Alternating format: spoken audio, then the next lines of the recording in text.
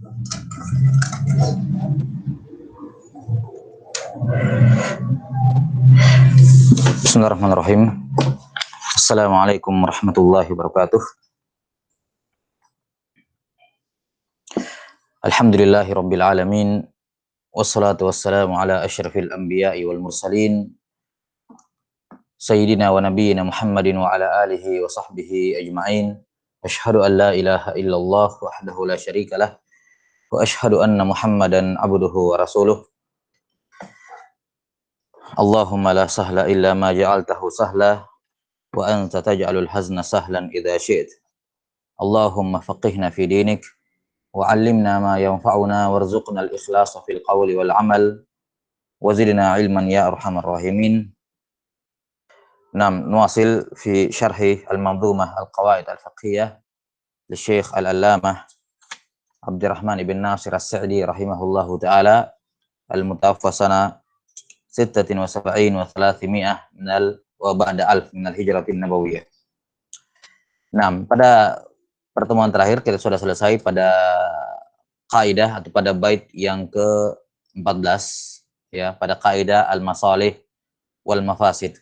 Qala rahimahullahu taala ad-dinu mabniyun 'alal masalihi fi jalbiha wad dar'i lil qaba'ihi fa in tazaham 'adadul masalihi yuqaddamul a'la minal masalihi wa dhidduhu tazahumul mafasidi yurtakabul adna minal mafasidi.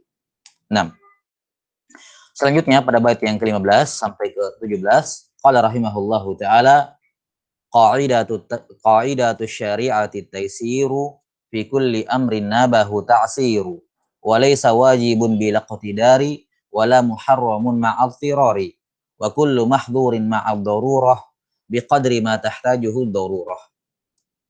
Ini 3 bait kaidah. Bait yang pertama, bait yang ke-15 merupakan asal dari kaidahnya, sementara 2 kaidah di bawahnya merupakan turunan, bisa dikatakan sebagai taba furu dari kaidah yang pertama.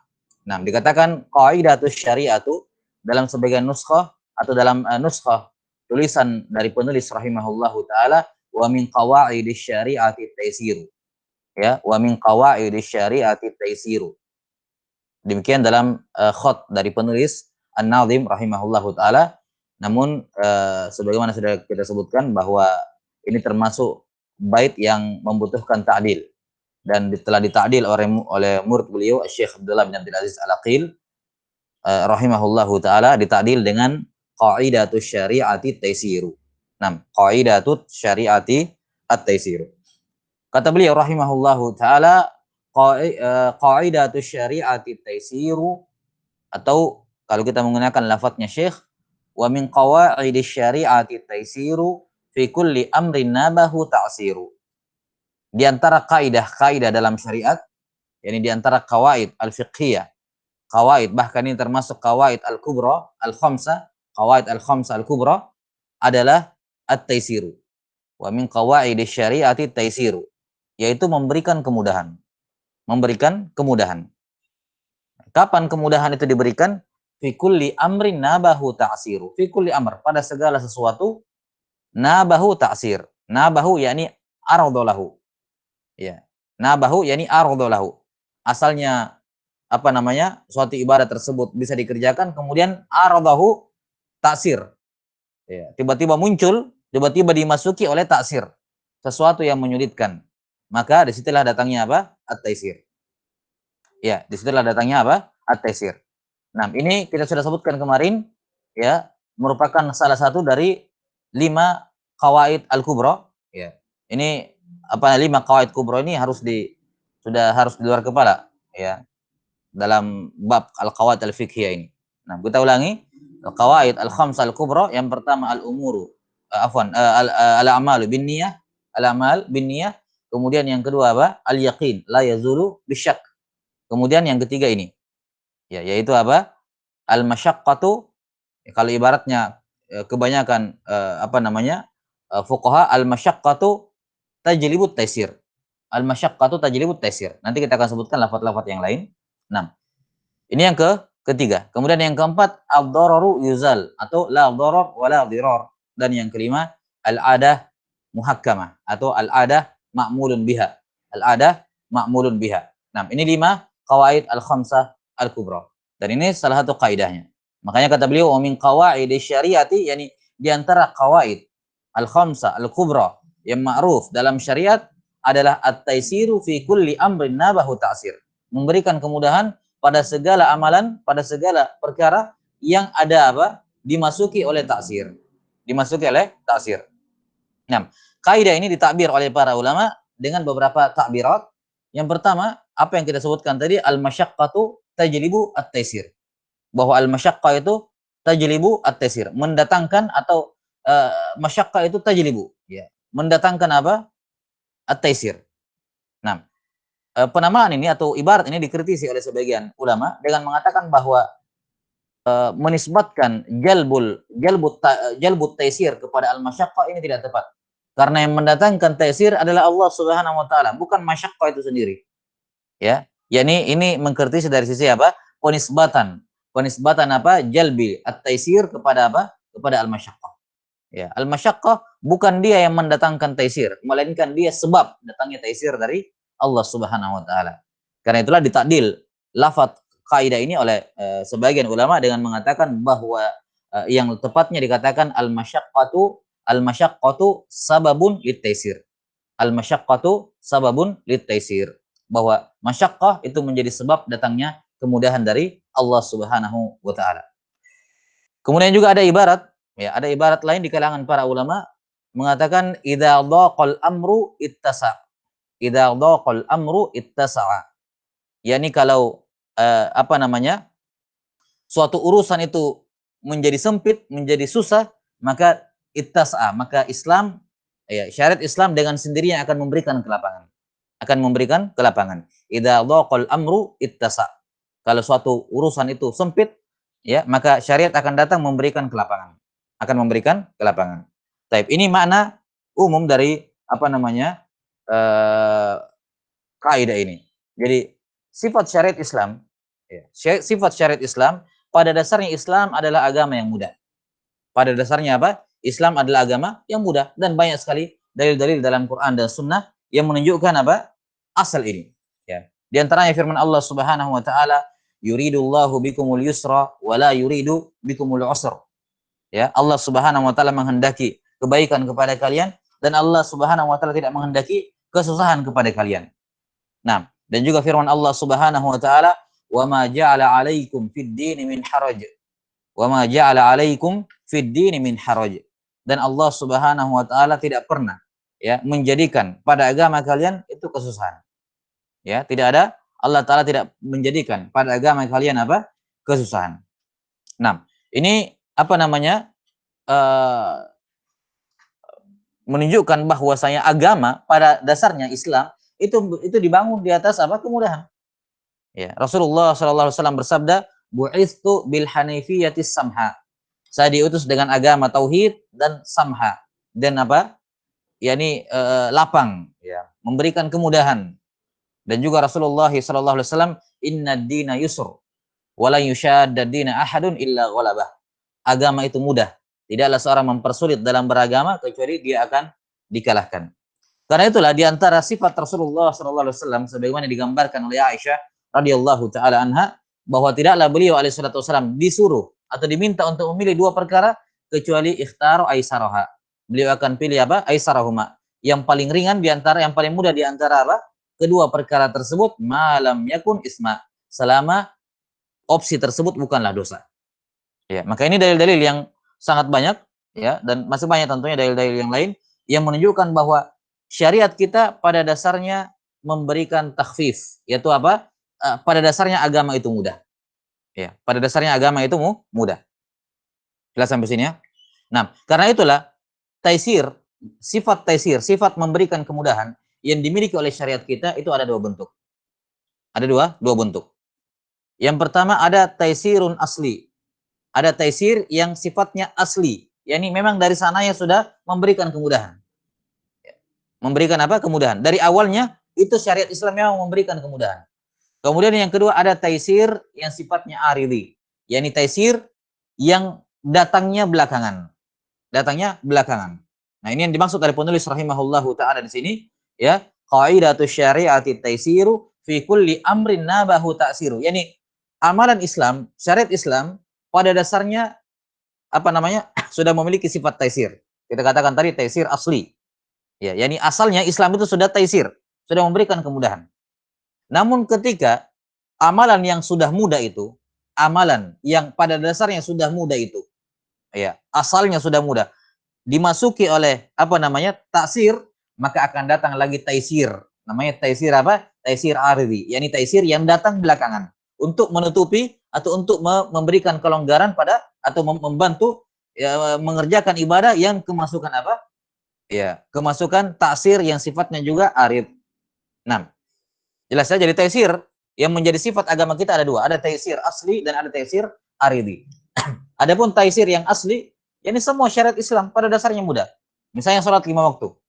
Ya, kita mengetahui kan kisahnya bagaimana? Asalnya diwajibkan 50 kali sholat. Asalnya 50 kali sholat. Kemudian Nabi SAW pulang balik. Ya, antara Allah Ta'ala dengan Nabi Musa alaihissalam, lalu menjadi apa? 5. Ya. Maka 50 menjadi 5, ini menunjukkan pada dasarnya Islam itu taisir. Memberikan kemudahan. 5 ini pula, ya lihat rakaat paling panjang cuma 4 rakaat. Ya, 4 rakaat. Nah, kemudian 5 waktu ini atau sholat 5 waktu ini waktunya pada waktu-waktu yang bukan waktu-waktu sibuk. Ya, sebelum subuh, zuhur pas waktu tidur siang, ya, waktu qailulah, kemudian asar sudah cuaca orang sudah pulang kembali ke tempat tinggalnya, selesai dari pekerjaannya, maghrib isya malam orang tinggal istirahat. Jadi bukan pada waktu-waktu pada jam-jam sibuk. Ya, bukan pada jam-jam sibuk. Itu pun ketika ada iskal di dalamnya dalam mengerjakannya, ada apa? Ada takhfifat dalam syariat. Ya, akan dijelaskan nanti yang tidak bisa berdiri, duduk dan seterusnya. Jadi Islam asal syariatnya adalah taisir. Demikian pula kita lihat apa? Zakat. Zakat. Tidak semua harta dikeluarkan zakatnya, hanya harta-harta tertentu. Itu pun yang mengeluarkannya hanya betul-betul orang yang kaya yang memiliki nisab. Itu pun setelah berputar setahun. Itu pun yang keluar cuman berapa? 2,5% atau 1/10 dan seterusnya. Ya, dengan aturan-aturan yang jelas dalam zakat yang jelas memberikan apa? Kemudahan. Ya, puasa juga demikian. Cuman apa? Sebulan dalam setahun. Itu pun cuman pagi sampai subuh sampai maghrib. Itu pun kalau ada masyakkah diberikan izin untuk tidak puasa dengan ya iddatun min ayyamin ukhar dan seterusnya. Jadi Islam pada dasar syariatnya adalah taisir, namanya taisirun asli. Yang kedua adalah taisir apa namanya? Taisir yang sifatnya aridi, dan ini yang menjadi fokus kaidah. Ini yang menjadi fokus kaidah, yaitu Islam memiliki sifat taisir aridi. Dia tidak hanya memiliki sifat taisir asli, tapi juga memiliki sifat apa? Taisir aridi. Yani ibadah yang pada dasarnya, syariat yang pada dasarnya sudah mudah itu, kapan ada masyakkah dalam mengerjakannya, ya, maka turun lagi taisir tambahan dari Allah Subhanahu wa taala yang sifatnya taisir aridi. Ini menunjukkan kepada kita betapa mudahnya atau betapa Allah Subhanahu wa taala ya sangat memudahkan manusia ataupun kaum muslimin secara khusus untuk mengamalkan apa? Untuk mengamalkan syariatul Islam. Baik. Kemudian kita lihat di sini kalam dari siapa? Syekh Abdurrahman bin Nasir As-Sa'di rahimahullahu taala menjelaskan kaidah ini. Nah, kata beliau, "Wa dzalika anna al-umuru naw'an. Naw'un la yutiquhu al-ibad, fa hadza la yukallifuhumullahu bih, was-tsani yutiqunahu. Waqtadat hikmatuhu amrahum bihi fa amarahum bihi. Wa ma hadza idza hasala lahum bi fi'lihi masyaqqatun wa usrun fala budda an yaqa at-takhfifu fihi wat taysiru imma bi isqati kullihi aw takhfifihi aw tashilihi." Nah, kata beliau rahimahullahu taala, beliau mengomentari kaidah ini. Kata beliau, hal itu dikarenakan al-umur, ya, al-umur karena dikatakan di situ fi kulli amrin nabahu ta'sir. Amr jamannya umur. Ya. Al-umur kata beliau ada dua. Ada umur, ada perkara yang la yutiquhul ibad, yang memang pada dasarnya tidak dimampui, tidak bisa dilakukan oleh hamba. Ketika hamba tidak mampu melakukannya, maka fahadza la yukallifuhumullahu taala. Maka taisir datang. Yani ini termasuk taisir apa tadi? Taisir asli. Bahwa di antara sifat taisir asli dari Islam adalah pada dasarnya Islam tidak membebankan, tidak mensyariatkan sesuatu yang tidak dimampui oleh hamba. Ini sifat taisir asli. Allah Subhanahu wa taala berfirman, la yukallifullahu nafsan illa wus'aha. La yukallifullahu nafsan illa ma ataha. La tukallafu nafsun illa wus'aha. Illa wus'aha. Ini dalil-dalil yang menunjukkan bahwasanya apa? Syariat Islam tidak akan membebani sesuatu yang tidak dimampui oleh hamba. Kata beliau as-sani, perkara yang kedua atau umur yang kedua adalah yutiqunahu. Mereka mampu untuk mengerjakannya. Maka tatkala mereka mampu mengerjakannya, waqtalat hikmatuhu amrahum bihi fa amrahum bihi. Ya, ketika mereka mampu mengerjakannya, ingat, enggak dikatakan ketika mereka mampu kerjakan maka mereka kerjakan semua yang mereka mampu. Enggak juga. Tidak semua perkara yang dimampui oleh hamba itu mereka diwajibkan. Itu diwajibkan. Nah, jelas sampai sini ya. Dan ini termasuk masalah yang dibahas dalam usul fikih. Apakah hamba itu memiliki kemampuan lebih dari apa yang diwajibkan, disyariatkan, ataukah kemampuan mereka sesuai dengan apa yang dibebankan kepada mereka? Yang menjadi mazhab Ahlus Sunnah wal Jamaah dalam hal ini bahwa manusia itu memiliki tokoh, memiliki kemampuan melebihi syariat yang disyariatkan kepada mereka. Yani seandainya dulu tidak dimansuh salat itu dari jadi 5 tetap 50, seandainya pun ya, ini disyariatkan 50, maka apa? Manusia mampu mengerjakannya. Kenapa? Karena tokoh manusia itu lebih besar dibandingkan syariat yang diberikan kepada mereka. Makanya kata beliau di sini, tidak semua hal yang mereka mampu disuruh untuk kerjakan. Namun apa? Kalau hal tersebut mereka mampu, waqtadat hikmatuhu amrahum bihi, dan hikmah Allah Ta'ala mengharuskan mereka diperintah dengan hal-hal itu, fa'amarahum bihi, barulah mereka diperintah dengan sesuatu tersebut. Maka tidak segala hal yang mereka mampu disuruh kerjakan. Namun yang disuruh kerjakan, yang disyariatkan hanyalah apa-apa yang mereka mampu, dan hikmah ya menetapkan itu diperintahkan. Barulah diperintahkan, barulah disyariatkan. Nah, kata beliau rahimahullahu taala, wa ma hadza. Ya. Bersamaan dengan itu. Jadi pada dasarnya mereka mampu. Kemudian hikmah Allah Subhanahu wa taala mengharuskan disyariatkan. Maka turunlah syariat.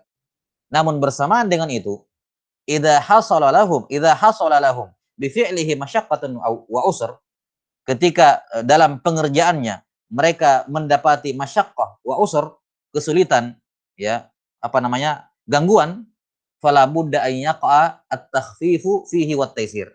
Maka mau tidak mau Islam pasti akan menurunkan apa? Akan datang dengan takhfif, kemudahan, ya, keringanan, wat taysir, dan kemudahan.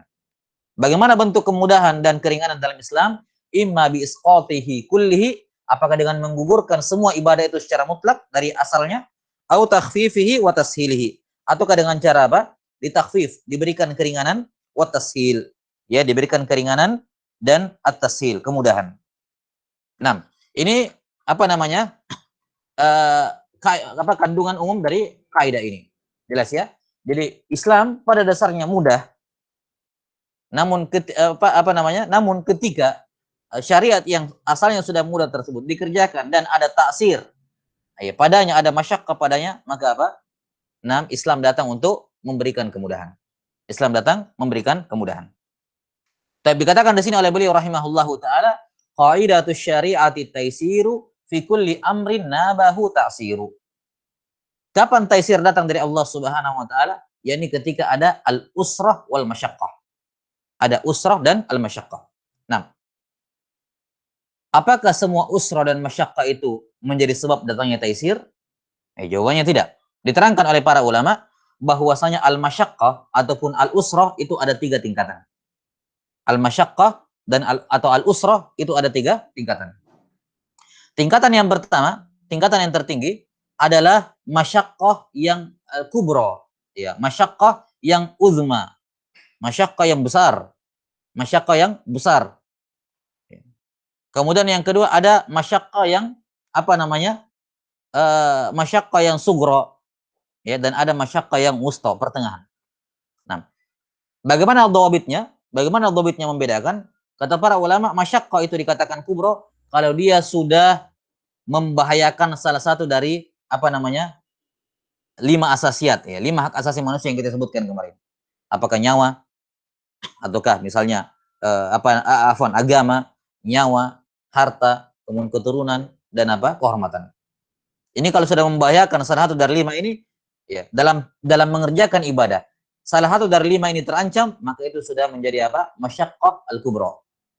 Ya, masyaqqah apa? Al-kubra. Tentunya terkait dengan kawaid yang lain sebagaimana kita sudah sebutkan di pembahasan sebelumnya dalam masalah al-mafasid wal maqasid, apa al-masalih wal mafasid. Yani terkadang dalam syariat Islam ada yang sifatnya apa namanya? Maslahat yang rajihah. Yani di dalamnya ada mafsadat tapi tatkala maslahatnya besar, maka itu dianggap kecil. Jelas sampai sini ya? Ya, jadi ini sebelum kita lanjut perlu diketahui bahwa masing-masing kawaid fikih ini tidak berdiri sendiri. Ya, pada beberapa kawaid apa namanya terkhusus al-kawaid al-khams al-kubra beserta turunannya, itu pada beberapa kasus terjadi irisan-irisan, yakni bertemu bertabrakan beberapa kaidah. Maka di sini juga kita harus menempatkan masing-masing kaidah. Tidak dikatakan bahwa kaidah ini berdiri sendiri di sini relnya, yang kaidah ini di sini berdiri tersendiri relnya. Tidak akan bertemu. Lah. Ya. Seperti misalnya sekedar kita sebutkan dulu, misalnya kayak jihad. Jihad fisabilillah itu jelas masyaqqah dan masyaqqahnya mengancam nyawa. Kan begitu? Masyaqqahnya mengancamnya nyawa. Taib. Apakah dikatakan kalau begitu diberikan kemudahan dengan tidak berjihad? Digugurkan jihad karena jihad itu masyaqqah pada nyawa? Kita katakan tidak. Kenapa? Karena kita punya kaidah yang lain. Ya, yaitu apa? Tadi ta'arud antara maslahat dan mafsadat. Yani sekarang ketika kamu berjihad, oke, kamu kehilangan nyawa. Tapi kalau kamu tidak berjihad, agama yang terancam. Agama yang terancam. Jelas sampai sini? Maka dalam keadaan seperti ini, irtikab khafid dararain. Yang mana yang lebih dipilih? Agama terancam atau nyawa terancam? Ya, ini agama berada di urutan teratas dari hak asasi manusia. Maka tetap disyariatkan jihad untuk menjaga agama. Karena kalau tidak, agama yang terancam. Kan begitu. Maka ini kita katakan tadi, ya, ketika kita membicarakan kaidah itu fardan atau apa namanya kaidah per kaidah, kaidatan, ya. Kita membahas apa namanya cakupannya, maknanya dan tatbiknya, ya. Nah, itu tidak menutup kemungkinan pada keadaan-keadaan tertentu atau pada kasus-kasus tertentu akan bertemu beberapa kaidah. Nah, disinilah kita katakan kemarin bahwa laisal faqihu, ya, kata para ulama, laisal faqihu man ya'riful khaira minasyarr wa innamal faqihu man ya'rifu khairal khairaini aw syarras syarrain. Yani bukan seorang faqih yang bisa mentatbik, ya, ini kalau kita mau turunkan kaidah ini, kaidah ini, kaidah ini. Tapi juga seorang faqih adalah ketika berbenturan beberapa kaidah, dia bisa mengetahui kaidah mana yang lebih diunggulkan, yang lebih layak untuk apa lebih diutamakan diamalkan atau mungkin diambil jalan tengah dan seterusnya. Nah, tapi kita kembali bahwa al-masyaqqah al-kubra adalah masyaqqah yang mengancam salah satu dari 5 ini. Ya. Masyaqqah yang mengancam salah satu dari 5 hak asasi manusia ini. Kapan terancam? Maka itu apa namanya? Masyaqqah kubra. Dan al-masyaqqah kubra ini merupakan sebab datangnya taisir dari Allah Subhanahu wa taala. Al-masyaqqah al-kubra ini merupakan sebab datangnya apa? Taisir dari Allah Subhanahu wa taala. Maka setiap amalan secara umum ketika itu membahayakan apa namanya? 5 hak asasi manusia ini atau salah satunya, maka akan datang taisir dari Allah taala. Kemudian yang kedua ada al-masyaqqah yang apa namanya? Sughra, yang sangat kecil, yakni masyaqqah yang la tanfakku anhu, yani la yakadu tanfakku anhu al-ibadah. Yani masyaqqah yang hampir-hampir tidak ada satupun ibadah lepas dari masyaqqah ini. Ya. Jelas ya? Tidak ada satupun ibadah yang lepas dari masyaqqah ini. Kata Nabi sallallahu alaihi wasallam apa? Wa hujibatil jannatu bil makari. Bahwa surga itu dikelilingi dengan perkara-perkara yang tidak mengenakan. Tidak mengenakan itu makari, itu masyaqqah. Tapi masyaqqahnya kecil. Ya. Maka secara umum semua ibadah itu pasti apa? Ada masyaqqahnya. Ya kan begitu. Namanya orang beribadah ada terikat dengan waktu, terikat dengan tempat, terikat dengan aturan, terikat dengan ini. Ya ada minal masyaqqah, tapi itu masyaqqahnya sughra, sangat kecil. Di mana hampir semua ibadah tidak lepas darinya. Maka yang seperti ini Islam tidak memberikan taisir. Jadi taisir Islam tidak datang kepada masyaqqah sughra seperti ini. Atau misalnya sakit tapi sakit-sakit yang kebanyakan orang tidak lepas darinya. Sakit kepala dikit, sakit ini sedikit, ya terluka sedikit tangannya teriris misalnya. Ini masyaqqah yang sedikit, yang kecil sekali, yang apa namanya tidak mempengaruhi. Ya, dia masyaqqah tapi tidak mempengaruhi pelaksanaan ibadah. Maka Islam taisir dari Islam tidak datang untuk masyaqqah kecil seperti ini. Jelas ya? Nah, yang butuh im'anun nadhar adalah masyaqqah yang pertengahan ini, al-wusta ini. Ya. Nah, di sini kata para ulama, masyaqqah yang pertengahan ini, ya ini yang harus ditinjau lebih jauh lagi. Ya. Apakah masyaqqahnya itu lebih dekat kepada yang kubro sehingga diberikan rukhsah, atau masyaqqahnya lebih dekat kepada yang sugro sehingga tidak diberikan rukhsah. Jelas ya? Di sinilah pembahasannya. Di sinilah letak pembahasan. Jelas? Baik, jadi sekali lagi tidak semua masyaqqah itu kemudian diberikan takhfif oleh Allah Subhanahu wa taala. Nah, kemudian dikatakan qaidatus syari'ati taisiru fi kulli amrin nabahu ta'siru. Nah, apa-apa saja taksir, apa-apa saja masyaqqah ya yang menimpa atau yang mengenai seorang hamba yang kemudian menjadi sebab datangnya taisir. Nah, para ulama menyebutkan secara umum ada 7. Ada 7 bentuk masyaqqah wa ta'sir. Al-masyaqqah wal usrah, al-masyaqqah wal usrah yang dalam syariat Islam 7 sebab ini menjadi 7 perkara ini menjadi sebab datangnya taisir dari Allah Subhanahu wa taala. Nah, dan ini disebutkan oleh Suyuti rahimahullahu taala dalam Al-Asybah wan Nadhair. Baik. Yang pertama, atau sebelumnya kita bacakan dulu ya. Kata Suyuti rahimahullahu taala qala al-ulama. Kata Suyuti rahimahullah qala al-ulama yatakharraju ala hadhihi al-qa'idati jami'u rukhasi syara' wa takhfifatih. Kata beliau bercabang dari kaidah ini semua rukhsah dan keringanan dari syariat. Maka kalau kita belajar fikih dari bab awal sampai bab akhir, setiap kali ditemukan adanya rukhsah, nah maka itu merupakan cabang ataupun tatbik dari kaidah ini. Ya, kaidah ini. Kemudian beliau rahimahullahu taala Suyuti menyebutkan 7 asbab dari at-takhfif. 7 sebab apa? Takhfif, yakni 7 bentuk usrah. Ya, 7 bentuk usr, 7 bentuk masyaqqah yang menjadi sebab datangnya taisir. Yang pertama, kata beliau rahimahullahu taala adalah as-safar. Yang pertama adalah as-safar. Safar ini apa? Memberikan rukhsah. Setiap safar maka ada rukhsah padanya. Nah, walaupun bentuk rukhsahnya berbeda-beda, bentuk taisir tergantung jenis safarnya. Ya, safar itu ada 2 jenis. Ada safar yang tawil dan ada safar yang qasir. Ada safar jarak jauh dan ada safar jarak pendek. Nah, adapun safar jarak jauh ya itu kurang lebih 83 kilo ke atas. Adapun kurang daripada itu, hatta walaupun 5 kilo, nah itu safar yang qasir. Ya, orang safar 5 kilo misalnya, maka itu safar yang qasir. Nah, intinya semua safar, baik safar tawil maupun safar qasir, itu merupakan sebab datangnya apa? Taisir dari Allah Subhanahu wa taala. Nah, misalnya kalau safarnya jarak jauh. Safar jarak jauh yang 83 kilo, apa taisir dari Allah Subhanahu wa taala? Misalnya menjamak salat. Menjamak salat. Kemudian apa? Mengqasar salat. Mengqasar salat. Kemudian apa? Masalan mengusap di atas khuffain 3 hari 3 malam.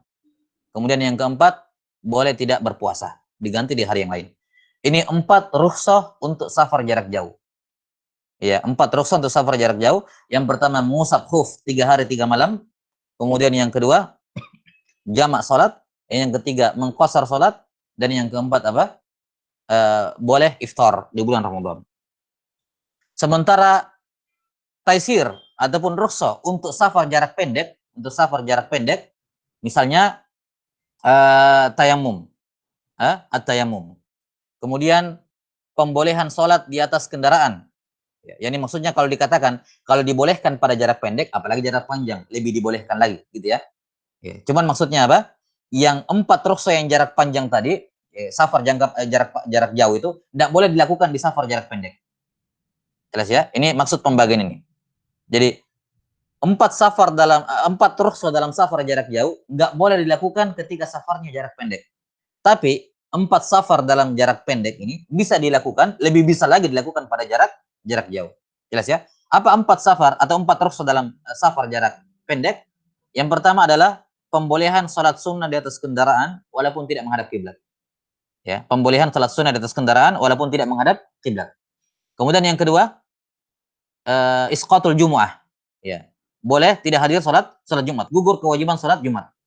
Ya. Gugur kewajiban salat Jumat. Kemudian yang ketiga adalah at-tayammum.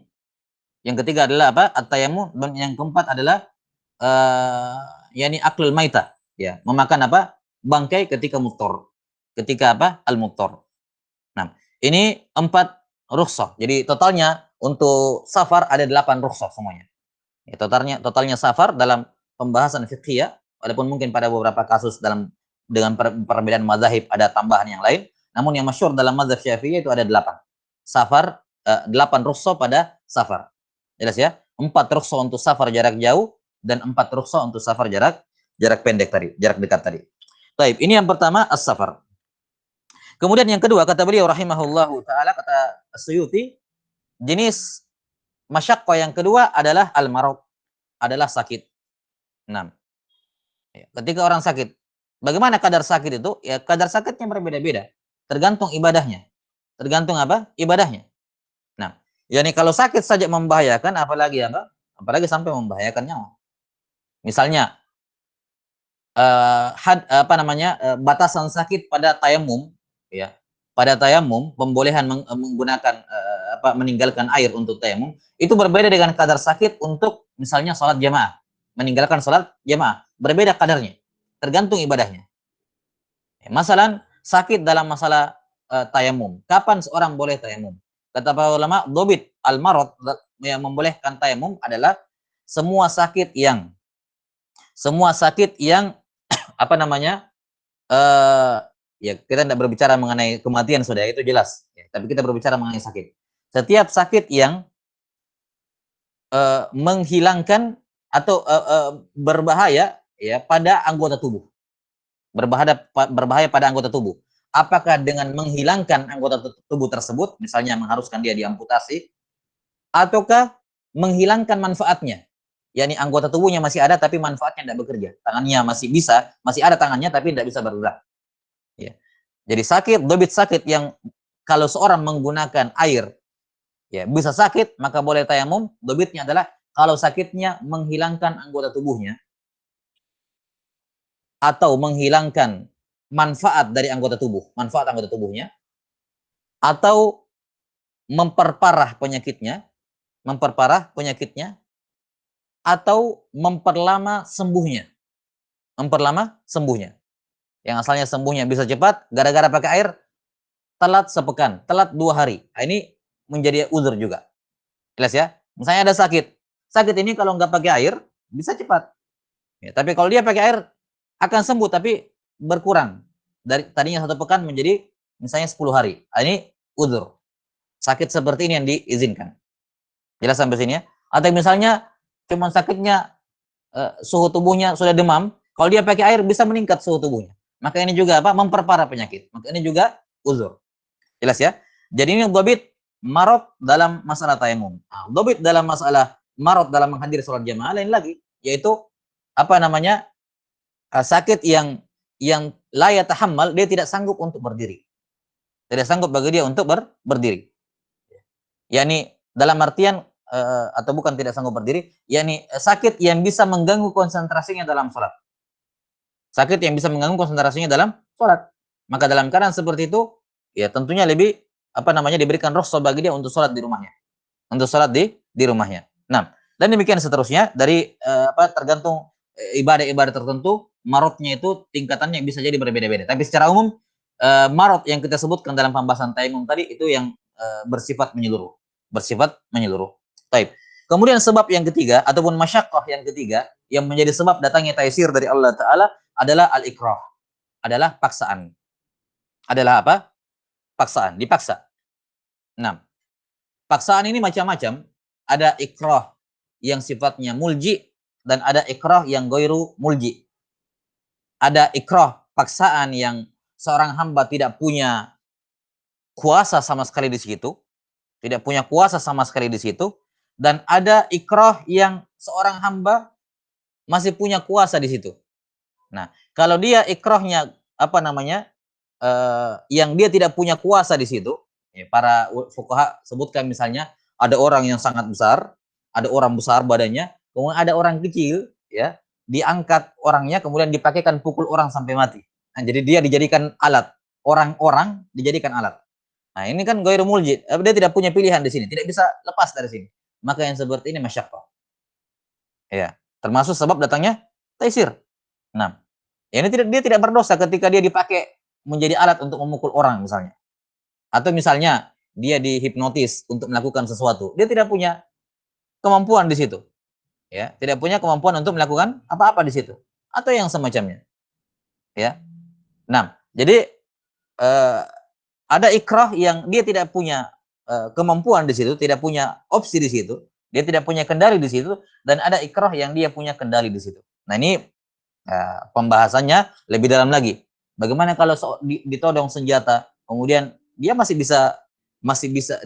bisa bergerak. Disuruh membunuh dia masih bisa tidak membunuh, misalnya. Ya, bagaimana sejauh mana pembolehannya? Nah, ini penjabarannya di kutub al-fiqhiyah. Karena kadang beda kasus, beda beda penanganan. Namun secara umum kita bisa katakan secara umum bahwa ikrah yang seperti ini juga bisa memberikan taisir, rukhsah. Ya. Nah, jelas ya, bisa memberikan apa? Rukhsah. Nah, ketika seorang diancam untuk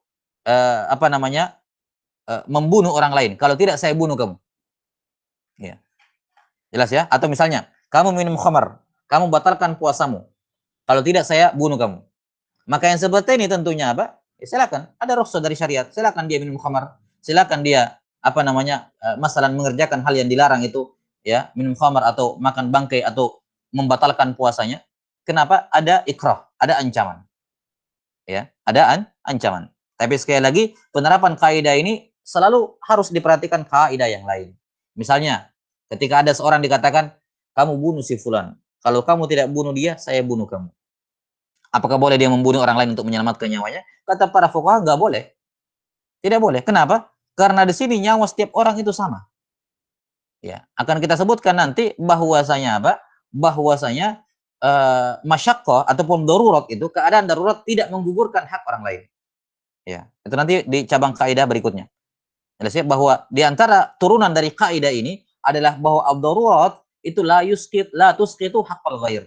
Bahwa darurat itu tidak bisa menggugurkan hak orang lain. Apalagi di sini nyawa kamu tidak lebih berharga dibandingkan nyawanya dia. Maka tidak bisa kamu beralasan untuk menyelamatkan nyawa saya kemudian saya bunuh dia. Nah, ini bertentangan dengan apa? Dengan apa yang kita sebutkan kemarin berupa kaidah maslahat dan mafsadat. Ya. Yakni ketika di sini kamu mati, kamu mendapatkan mudarat. Tapi kalau kamu bunuh orang, ada juga mudarat, mafsadat juga. Ketemu dua mafsadat yang kamu harus lakukan salah satunya. Tidak boleh seorang mengatakan bahwa saya irtikab akhafid darrain. Saya memilih mudarat yang lebih ringan, yaitu saya bunuh dia. Enggak. Karena mudarat matinya dia tidak lebih ringan dibandingkan matinya kamu. Jelas sampai dalam hal ini sama. Maka dalam keadaan seperti ini, tatkala nyawa kamu dengan nyawa dia sama, tidak boleh kamu mengatakan, tidak boleh berdalil dengan apa? Irtikab akhafil darrain. Karena mudaratnya tidak lebih ringan. Jelas sampai sini? Maka kalaupun misalnya dia membunuh orang lain, maka dia kena qisas. Karena dia tidak diberikan rukhsah dalam hal ini. Jelas ya? Intinya ala kulli hal secara umum, semua bentuk ikrah secara umum, ikrah kecuali beberapa yang sifatnya kasuistik seperti kita sebutkan tadi, namun secara umum semua bentuk ikrah itu ma'dzur atau merupakan sebab datangnya taisir. Kemudian yang kelima kata Suyuti rahimahullahu taala adalah al-jahal. Ketidaktahuan tentang apa? Ketidaktahuan tentang hukum suatu amalan. Iya. Apakah dikarenakan dia haditsu ahdin bil Islam, baru masuk Islam, atau nasya'a fi makanin ba'idin anil ulama. Dia tinggal di tempat yang jauh dari ulama. Ini biasanya dua kadar atau dua dobit al-jahal yang diberikan udzur dalam syariat. Yaitu apa? Haditsu ahdin bil Islam, ya, baru masuk Islam, dan yang kedua apa? Nasya'a ba'idun anil ulama. Dia tinggal jauh dari ulama. Ya, nasya'a fi makanin ba'idin anil ulama. Baik, berkenaan dengan al-jahal di sini, yang diberikan keringanan adalah al-jahlu bil hukmi. Ya, yang menjadi sebab datangnya taisir adalah al-jahlu bil hukmi, bukan al-jahlu bi asaril hukmi. Ya, yang diberikan uzur adalah tidak tahu tentang hukum. Bukan tidak tahu tentang dampak hukum tersebut. Itu bukan uzur. Kalau dia tahu hukumnya, namun dia tidak tahu dampaknya, maka tetap kena hukuman. Tetap dia berdosa dan kena hukuman. Saya kasih contoh. Ada orang, apa namanya, masalan, uh, ketika puasa dia korek kupingnya. Dia korek apa? Kupingnya. Ya. Kemudian ada orang datang memberitahunya, mengatakan itu puasamu batal. Puasamu batal. Kenapa? Karena kamu memasukkan apa namanya benda dari luar masuk ke al-jauf. Ya. Maka dia kata, saya baru tahu, saya nggak tahu. Kirain cuma makan minum doang. Ya. Maka apa? Dia kemudian berhenti. Ketika diberitahu dan apakah puasanya batal? Jawabannya tidak, karena dia tidak tahu. Itu perkara yang khafi. Jangankan untuk masyarakat awam, banyak talabatul ilmi yang tersembunyi hal yang seperti ini. Maka itu ma'dzur bagi dia. Puasanya tetap syah. Diberikan taisir bagi dirinya. Dengan apa? Puasanya tetap syah karena dia tidak tahu hukum. Nah, berbeda dengan orang yang tahu hukum tapi tidak tahu konsekuensi. Contoh, dia pergi mencuri. Dia korupsi dan semacamnya. Setelah ditangkap, dijatuhi potong tangan masalah. Dijatuhi potong tangan. Dia mengatakan, wah, saya nggak tahu kalau hukumannya potong tangan. Saya tahu mencuri dilarang. Tapi kalau seandainya saya tahu hukumannya potong tangan, saya tidak akan mencuri. Nah, ini bukan tidak ada takhfif dari hukum pidana di sini. Hukum had tetap harus jatuh. Kenapa? Karena dia sudah tahu mengenai asal hukum, dia tuh sudah tahu hukumnya, yang dia tidak ketahui adalah dampak dari hukum tersebut. Asar dari hukum tersebut. Jelas ya? Jadi dalam masalah al-jahlu yang menjadi udzur adalah yang diberikan taisir adalah al-jahlu bil hukmi. Ya, laisa al-jahlu laisa apa? Al-jahla bi atharil hukum atau bi atharil hukum. Nah, ini poin yang penting yang harus diperhatikan dalam masalah ini, al-jahl. Nah, kemudian udzur yang kelima adalah anisyan. Adalah anisyan, lupa. Ya, misalnya dalam salat ada lupa 2 rakaat atau 3 rakaat, datang taisir dari Allah Ta'ala, ini pilih yang meyakinkan, ini rakaat terkecil. Rakaat yang terkecil. Sudah baca Al-Fatihah atau belum?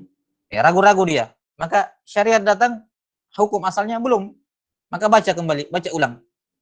Setiap kali ada keraguan-raguan, maka akan ada taisir dari al-Islam. 6.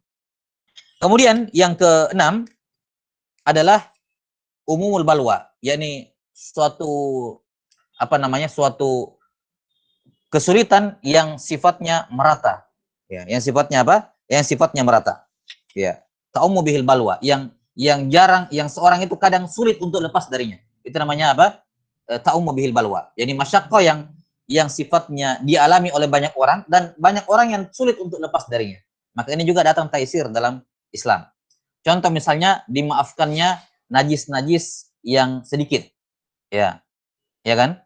Najasah, najis yang apa? Ma'fuun anha. Ada najis-najis yang dimaafkan. Najis-najis yang dimaafkan.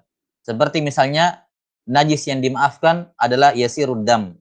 Sedikit darah yang sedikit. Tentunya ada apa namanya? Ada beberapa quyud dalam masalah ini dalam pembahasan fikih. Darahnya harus darah dia sendiri, jumlahnya kecil, kemudian belum lepas dari dirinya, kemudian belum bercampur dengan yang lain. Ini ada dhawabit dalam masalah darah ini. Tapi intinya asal darah adalah najis. Ya. Namun ada takhfif, termasuk najis yang dimaafkan adalah darah yang sedikit. Darah yang sedikit. Nah, dengan batasan sedikit yang dijelaskan oleh para fuqaha dalam buku-buku fikih.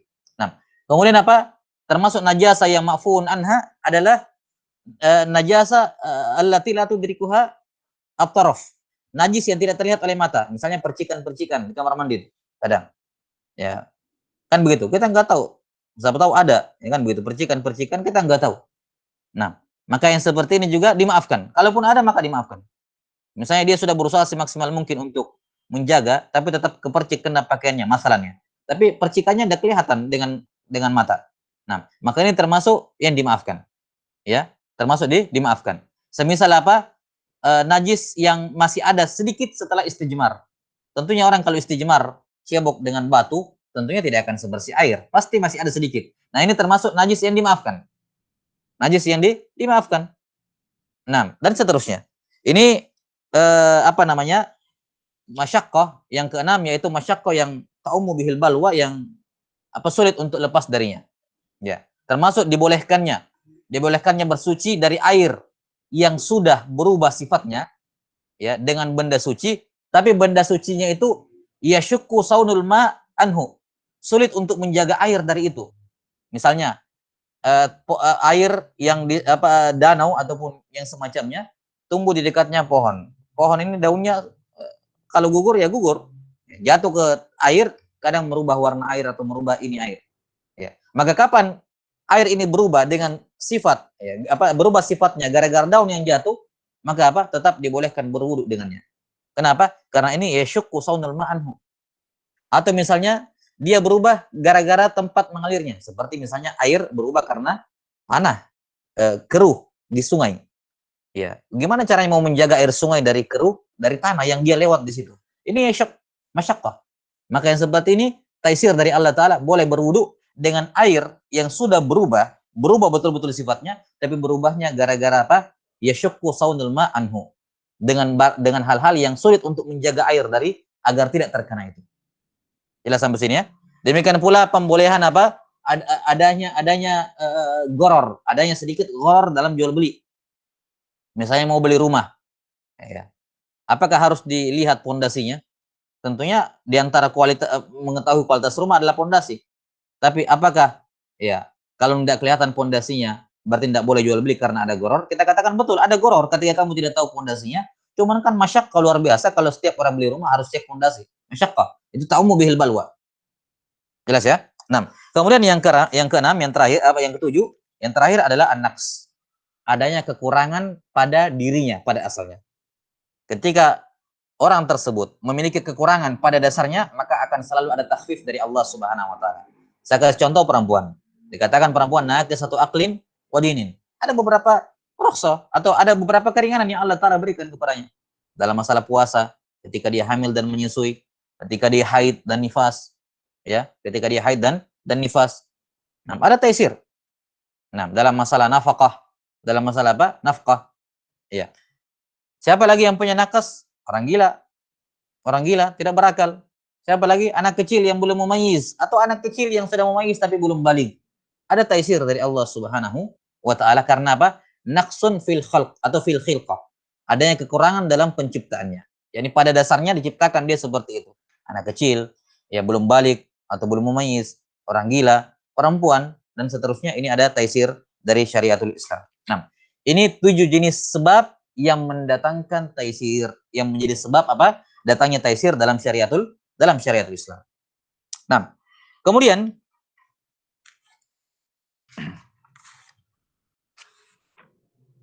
kata penulis rahimahullahu taala, kata Nazim, qaidatu syariati taisiru fi kulli amrin nabahu ta'siru. Beliau menjelaskan tadi dalam syarahnya, kata beliau, wa ma hadza idza hasala lahum bi fi'lihi masyaqqatun wa usr fala budda an yaqa'a at-takhfifu fihi wat taisir. Maka mau tidak mau harus akan ada dari agama Islam at-takhfif wat taisir, keringanan dan kemudahan. Yani kalau ada masyaqqah dalam mengerjakan ibadah yang asalnya sudah mudah itu. Nah, bagaimana bentuk taisir dan takhfif?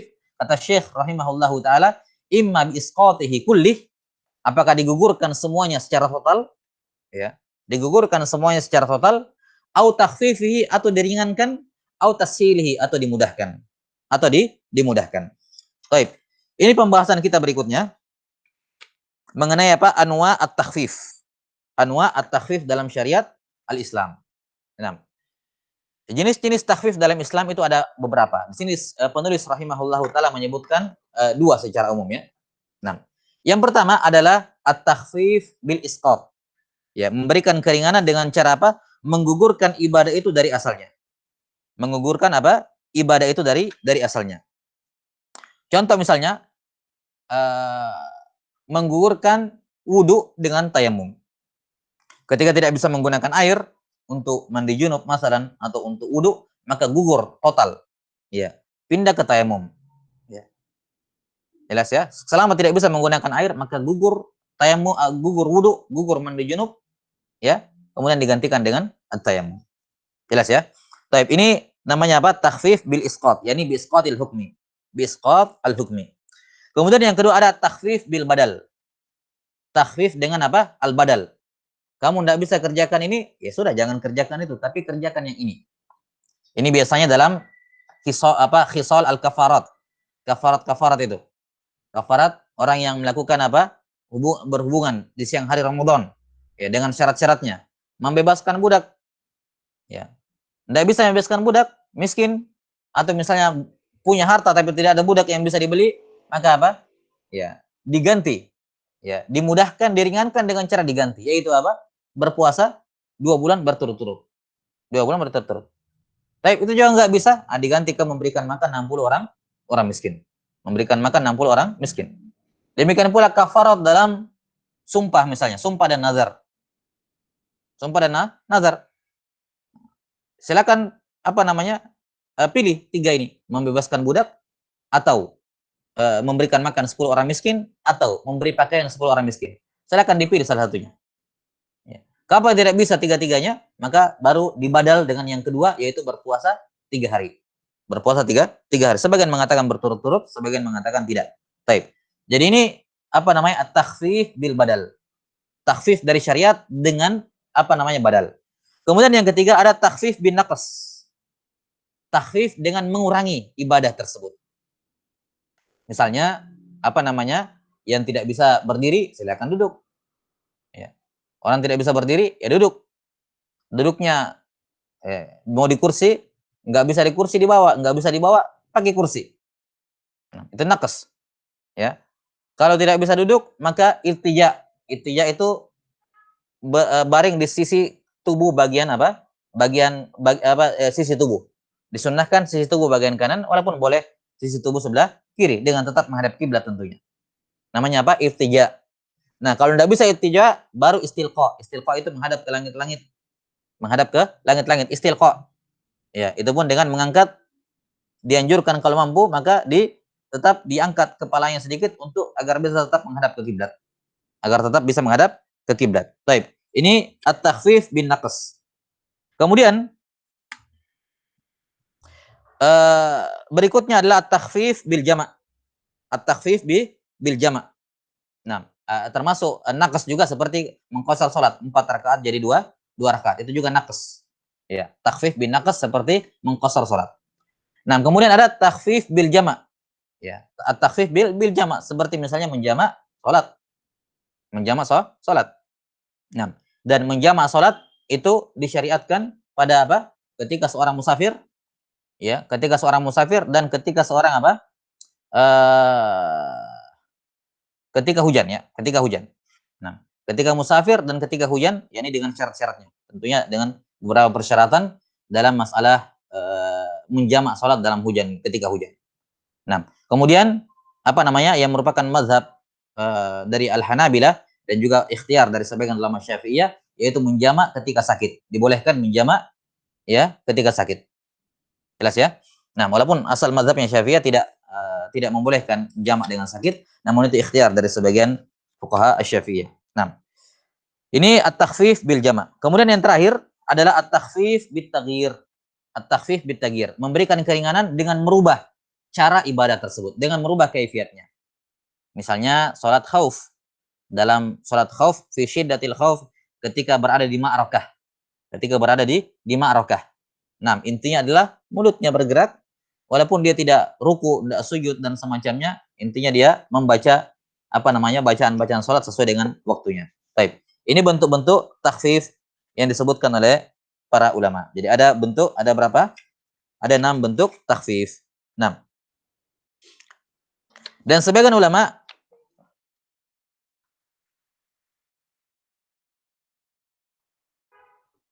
menyebutkan bentuk-bentuk takhfif yang lain, ya, bentuk-bentuk takhfif yang lain. Namun secara umum takhfif tersebut ini bisa kembali kepada salah satu dari 6 jenis takhfif yang kita sebutkan ini. Wallahu taala alam bissawab. Baik.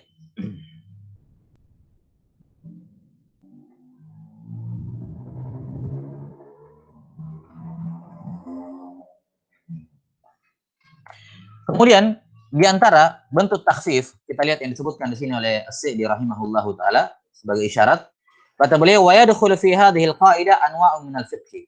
Minha fil ibadat at-tayammum 'inda masyaqqati isti'malil ma'. Tayammum ketika tidak bisa menggunakan air. Nah, kemudian wal qu'udu fi shalah, duduk dalam salat. Ya. masyaqqatal qiyam fil fard, inda masyaqqatil qiyam fil fard. Kemudian apa? Wa fi an-nafli mutlaqan. Ya, yakni salat dalam keadaan duduk pada salat sunnah secara mutlak, mampu berdiri atau tidak. Karena pada salat sunnah berdiri itu bukanlah rukun. Pada salat sunnah. Kemudian mengqasar salat, wa qasru salati fis safar, wal jam'i baina salatain, wa nahwi dzalika min rukhsasis safar, dan rukhsah-rukhsah safar selainnya. Kita sudah sebutkan ada 8 jenis rukhsah safar. 6. Kemudian wa minat takhfifat, di antara bentuk keringanan dari syariat adalah a'dzarul jumu'ah wal jamaah. Uzur untuk tidak menghadiri salat Jumat dan al-jamaah. Wa ta'jiluz zakah, boleh menyegerakan zakat. Misalnya zakatnya haulnya jatuh bulan Syawal, tapi dia mau majukan di Ramadan karena misalnya ya, dia berpikir memiliki keutamaan dalam bulan Ramadan, maka dia majukan untuk maslahat itu. Maka diberikan keringanan. Diberikan apa? Keringanan. Atau misalnya dia mau safar, nanti khawatir di safar, dia safar 1 bulan misalnya, dan pas jatuh jatuh haulnya, maka khawatir di safar nanti ada kesulitan, tidak bisa menunaikan zakat pas bulannya, maka dia bisa undurkan sebelum dia safar. Ya dia bisa majukan pembayaran zakat sebelum dia safar. Wat takhfifat fil ibadat wal muamalat wal munakahat wal jinayat. Nah, dan di antara takhfif terbesar dari syariat Islam, dan ini termasuk apa tadi, taisir yang sifatnya asli. Ya, taisir yang sifatnya asli, yaitu ya nanti akan datang kaidah juga bahwa al aslu fil asya al mubahah atau al ibahah. Hukum asal pada segala sesuatu itu adalah ibahah. Ini bila syak tidak diragukan merupakan apa? Merupakan salah satu jenis taisir asli dari agama Islam. Yani asal syariat Islam itu taisir. Tatkala Allah Ta'ala menghalalkan segala sesuatu pada dasarnya. Al aslu fil asya al ibahah. Jelas ya, kecuali apa-apa yang diperkecualikan. Kemudian wa minat takhfifat al mutlaqa furudul kifayat wa sunaniha. Di antara takhfifat, ya, di antara keringanan dalam syariat adalah apa? Fardu kifayah dan sunnah kifayah. Nah ini, fardu kifayah dan sunnah kifayah. Apa itu fardu kifayah? Kita tahu fardu ada 2, fardu ain sama fardu kifayah. Fardu ain ya dituntut setiap mukallaf yang memenuhi kriteria, memenuhi syarat untuk mengerjakannya. Fardu kifayah yakni idza qama bihi ma yakfi, ya, idza qama bihi ma yakfi saqata al-ismu anil baqin, kan begitu. Kapan sudah ada jumlah yang cukup, bukan yang penting sudah ada 1-2 orang yang mengerjakan, tapi kapan sudah ada cukup mengerjakannya, maka gugur kewajiban dari yang lain. Nah, adanya pembagian menjadi fardu ain dengan fardu kifayah. Nah, fardu kifayah ini sendiri merupakan tashil, taisir dari syariat. Coba kalau semua syariat kita fardu ain. Oh, masyakka luar biasa. Masyakka luar biasa. Ya, maka dari taisir, dan ini termasuk taisir asli. Masuk dalam kategori taisir asli, yaitu adanya furudul kifayah. Apa fardu kifayah? Penyelenggaraan jenazah, masalah. Penyelenggaraan jenazah. Ya, dengan keempat bentuknya. Ya, keempat bentuk penyelenggaraan jenazah. Kemudian apalagi fardu kifayah? Masalah menuntut ilmu. Talabul ilm yang sifatnya furudul kifayah, bukan ilmu-ilmu yang fardu ain, tapi ilmu-ilmu yang fardu kifayah. Misalnya ulumul alat, ilmu-ilmu alat. Nah, ini fardu kifayah. Atau dalam madzhab Syafi'iyah masalan salatul jamaah. Salatul jamaah. Jelas ya? Ini furudul kifayah. Nah, sunnah juga ada 2, ada sunnah aini, ada sunan ainiyah, ada sunan apa? Al-kifayah. Ya, ada sunnah yang sifatnya ainiyah, dan ada apa? Aini, dan ada yang kifai. Apa sunnah aini? Ya, sunnah-sunnah secara umum. Salat sunnah rawatib ataupun yang ghairul rawatib, puasa-puasa sunnah. Ini sunnah yang sifatnya alal a'yan, individu mengerjakan. Nah, ada juga sunnah namanya sunnah kifayah. Ya, sunnah kifayah yakni kapan sudah ada idza qama bihi ma yakfi saqata talab. Jadi bukan saqatal ism. Kalau saqatal ism menggugurkan dosa itu fardu kifayah. Tapi kalau sunnah kifayah saqata at-talab, permintaannya itu gugur. Ya. Kalau tadi fardu kifayah itu apa namanya? Kapan sudah ada yang mengerjakannya, maka yang lainnya jadi hukumnya sunnah, tetap dituntut tapi hukumnya sunnah. Sementara sunnah kifayah, kapan sudah ada yang mengerjakannya, maka yang lain jadi mubah. Ya, jadi mubah. Nah, contoh sunnah kifayah, masalan azan wal iqamah. Ya, azan wal iqamah. Nah, al-azan wal iqamah yakni ala madzhab Syafi'iyah yang mengatakan bahwa azan dan iqamat adalah sunnah. Maka ini tentunya sunnah muakkadah. Afwan, sunnah kifai. Tidak mungkin kan semua orang azan. Ya, tidak mungkin semua orang azan. Termasuk sunnah kifayah adalah raddus salam. adalah apa? Raddus salam. Sebagaimana apa namanya? Mengucapkan salam adalah fardu kifai, maka menjawabnya adalah sunnah kifai. Misalnya kita rombongan ketemu sama seseorang. Salah seorang dari rombongan ini ya, atau berdua misalnya, berdua ketemu dengan dua orang juga. Salah satu dari dua orang yang ada yang mengucapkan salam, maka sudah gugur dari yang satu. Demikian pula yang dua orang tadi sudah ada yang menjawab, maka sudah gugur permintaan dari yang satunya. Jadi kata Nawawi rahimahullahu taala menukil ijma di kalangan para ulama bahwa mengucapkan salam ya itu adalah terbalik ya. Mengucapkan salam adalah sunnah kifai dan menjawabnya adalah fardu kifai. Saya ulangi, ya. Dua orang tadi ketemu, maka mengucapkan salam itu sunnah dan menjawabnya adalah wajib.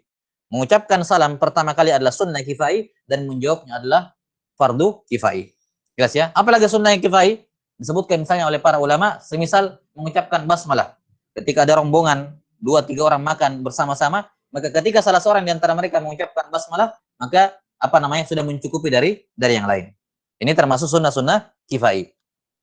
Taib. Qala rahimahullah wal amal bil madnun. Ini juga. Al amal bil madnun lima syaqqatil ittila' alal yaqin. Ketika kita tidak bisa apa namanya? Yakin akan sesuatu perkara, maka boleh beramal dengan ghalabatul dzon. Apa dengan dzon al-ghalib. Yang dimaksud dengan dzon di sini adalah al-ghalib. Jelas ya? Dan ini juga apa namanya akan apa namanya disebutkan nanti atau ada kaidah turunan kaidah tersendiri di sini, yakni al-amal bil mamnun inda ta'adzur al-yaqin. Bolehnya beramal dengan keraguan-raguan, beramal dengan dzon ketika disebutkan dzon maka itu maknanya al-ghalib. Ya. Jadi kalau ada ulama mengatakan dzonnul ghalib, maka kata ghalib ini cuma sifatun kasyifah, bukan sifatun yang mumayyizah. Ya, bukan sifatun yang mumayyizah tapi dia sifatun kasyifah. Yang sekedar mempertegas bahwa semua zon itu golib. Tidak ada zon yang tidak golib. Jelas ya?